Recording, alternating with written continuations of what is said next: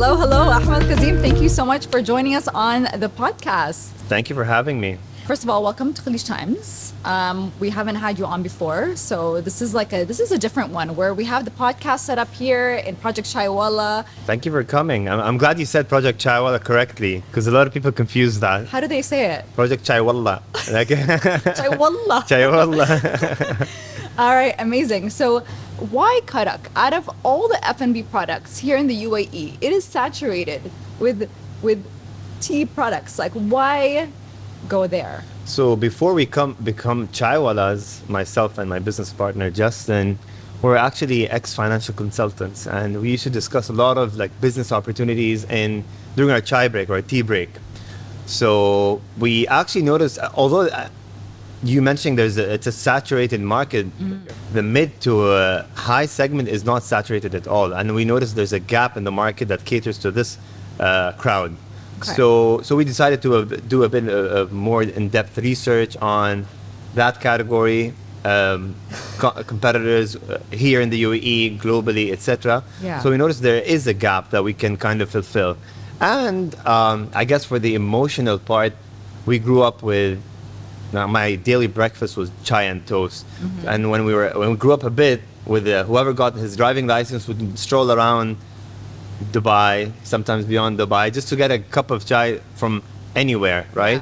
Yeah. So that was kind of a midnight stroll, and we just woke up with chai and ended up with chai. So it was always revolving around tea somehow. Yeah.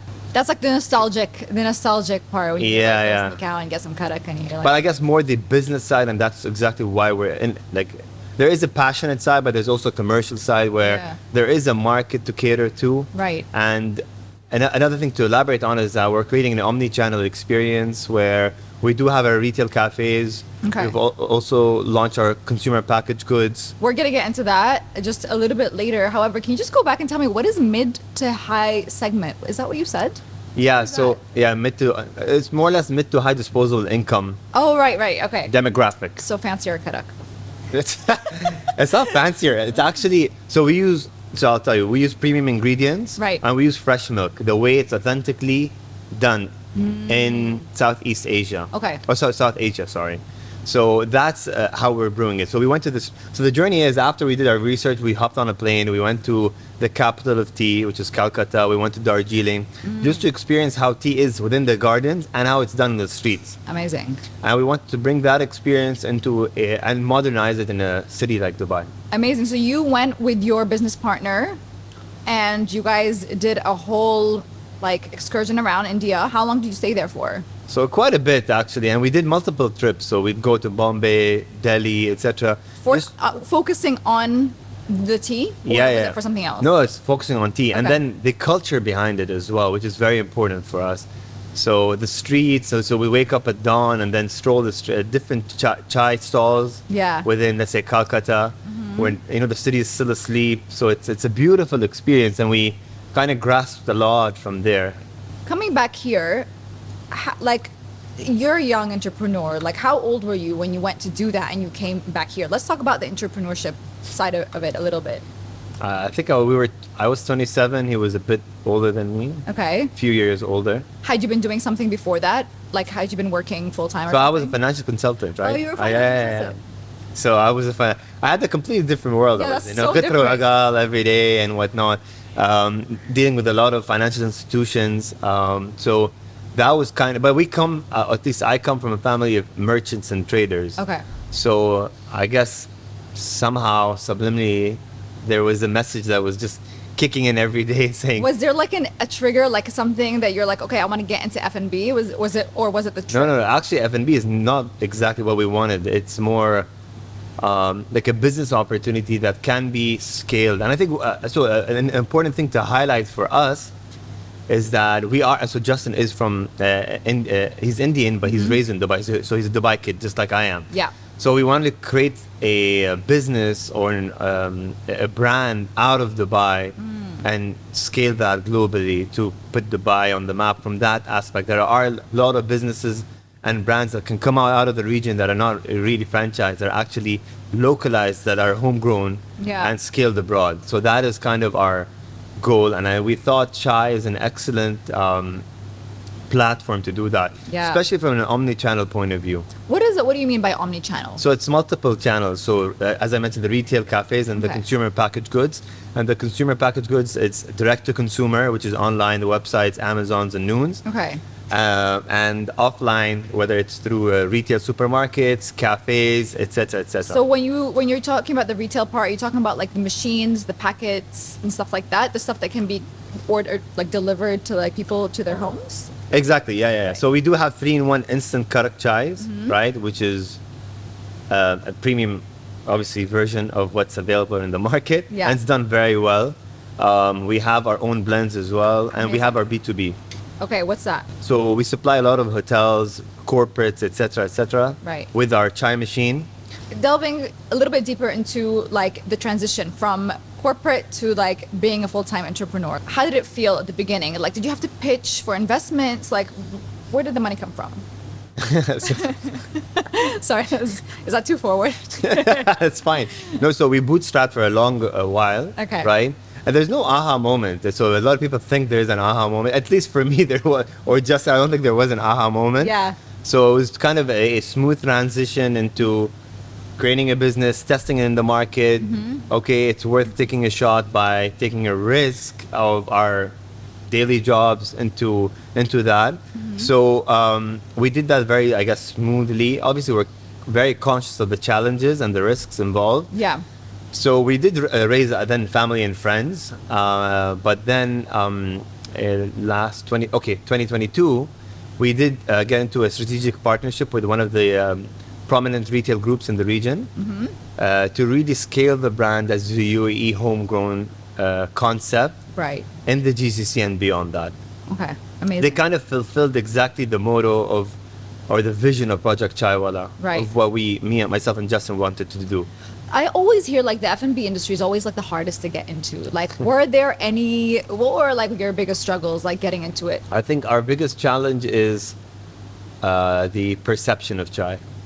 Perception of chai. Yeah. Okay. So people are used to that low category, which is the 1 dirham, The 2 dirham. street. Yeah. And we're actually selling it at 5x that. So, yeah, but it's premium ingredients, it's fresh milk, it's all of that. See, the moment they try it, they know the difference. There's no Right. doubt about it. But just getting someone to purchase that is a challenge. Yes. So I think that is one of Or the... like wrap their head around it because they're just like, I'm used to getting this for this amount. And I know it's Exactly, and they can buy they could go to any of the fancy restaurants and pay a lot of money for a steak or whatever. Yeah. However, when it comes to chai, he's like, no, I'm used to my 1 dirham chai. yeah. So that is, I think, one of the challenges. But I think it comes with a territory.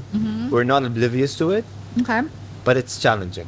Okay. So does that remain a challenge or is that Yeah, just yeah. the beginning? Okay. I think it'll remain a challenge for a long while. What about like flavor, just taste wise? I feel like people are also used to like having a certain flavor, certain ingredients, certain way of like presenting the chai. Is that a struggle or like have you standardized? So it's not a struggle because we said this is it's the closest cup to the one you make at home. Okay. Because the one we make at home is It's a so nice tagline. customized, Yeah. right? So you can never match that because you have it, I say with cardamom, I have it without, I have extra sugar, etc. So that's, we kind of found a very good middle ground to serve that need. Okay, amazing. So, what would you say now you're in business with your business partner? What are qualities you look for when you're teaming up with people, say whether they're collaborators, business partners, just, people in business? There's no right answer, to be honest. And I don't like to vocalize a lot of the things because each person is different. What are your values in terms of like business I mean, the partnerships? usual integrity, honesty, trustworthy, etc., etc. But the thing is, it's very nice. There are very nice, flashy words, but it comes to the test when business happens, and Exactly. at different points, at different stages of the business. So that's very important for people to know. At the beginning, it's rainbows and butterflies. The biggest challenge, Excitement. comes through. What happens then, right?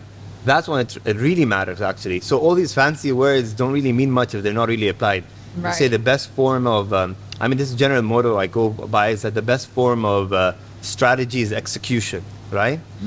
Maybe that has nothing to do with that, with what we were saying. However, it kind of applies to when push comes to shove, Yeah. these words will only matter during that. It's not on the strategy document. Yeah, we have integrity, we have values, we have da da da da. Da. Yeah. Yeah, but come, let's put it to test, and Let's then we'll put see. it to the test. Exactly. Yeah, yeah. So, what would you say is the most overlooked part of having an F&B business? I would say as a business, it's this the details that go into it and the intricacies that people don't really see internally. I think people just think that you just turn the kettle and then you have chai. That's how it works. But there's a huge process before that, which is sourcing the right tea, getting the right chai walla that is trained, the training for the chai walla. There's a lot of moving parts that people don't see, right? Right. And I also overlooked it when I wasn't in the industry. Sure. Because you sit in a restaurant like, I want this, I want that, I want that, right? Yeah. That's my order. But there's a lot of details in the background that people don't see.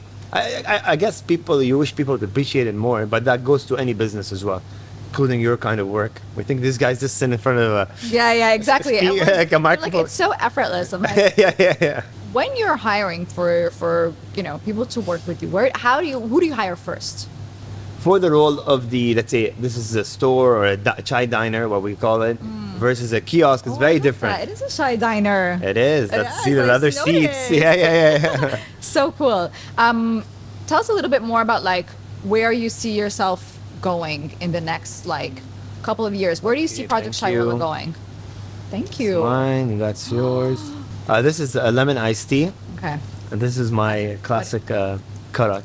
I'm so excited. I'm old school, so Guys, I'll be honest. I'll tell you exactly how it's here. you better cut that. It was really good. Ooh, is this peach? This is lemon. No, okay. Really good. 10 out of 10. As I said before, the goal is to really scale the brand from as an omni-channel chai concept, starting from the UAE onto the GCC and beyond that. So really globalizing this chai concept from two angles, which is the retail cafes, which is your brick and mortar, and then the consumer packaged goods. Right. And to become really that chai reference. So if you think Chai Walla, Project Chai Walla. There's a lot of chai wallas. But the real, For people who are just starting out in this business, like what advice would you give someone who's aspiring to do exactly what you're doing? you think after we sell the business, I'll be becoming a motivational speaker, right? No, I'm not going to do that. No?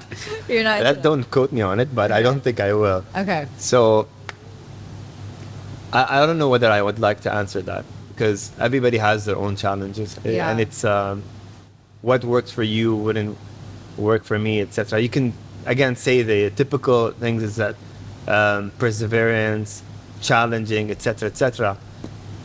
Your tolerance is very different than mine. What would you wish someone had told you?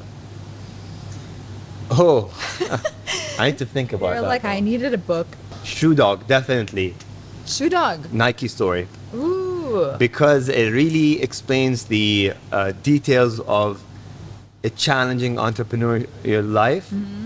And then now it's over, I'd say, a $200 billion company. So it's extremely inspiring and really truly reflects an entrepreneurial journey versus these what do they call them? Self-help books or any Yeah. of those. These are just authors. Come Yeah, on, yeah. like again, it goes back to execution, right? If you do Exactly. it, then you can speak about it. He actually did it. And like my only reflection on reading books is that you'd know a true author is someone who wouldn't tell you how it's done. He'd just say this is what worked for me. For you, it might be different because it's not a one size fits all. Yeah. It really differs from one person to another. Do you think of opening up another like cafe or store that has nothing to do with Karak? No. It's Karak, No. Karak all the way? I really want to focus. So I think we really want to focus on creating the right experience and not losing focus, because that's the only way you could really scale. Yeah, I think you're right. I think that's a good way to go. Because it's very about it. cool to do multiple things, but I think specialization and really focusing is what really gets you to the finish line. That's like a good thing to have. So basically, That's focus. my formula. Yeah. I'm not implying that everybody does it. Exactly. No, thank you so much, Ahmed, for being so candid and transparent. And I wish you the best of luck in your future endeavors. Thank you for having me. All right, guys. Well, you heard it here first. If you like this video, then do like, share, and subscribe. And we'll see you on the next one. And grab some chai. Actually. And grab some chai. Yeah.